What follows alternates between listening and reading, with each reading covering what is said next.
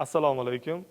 Barchamizga ma'lum, hukumatning tegishli qaroriga asosan 1-maydan elektr energiya tariflariga tegishli o'zgartirishlar kiritilmoqda.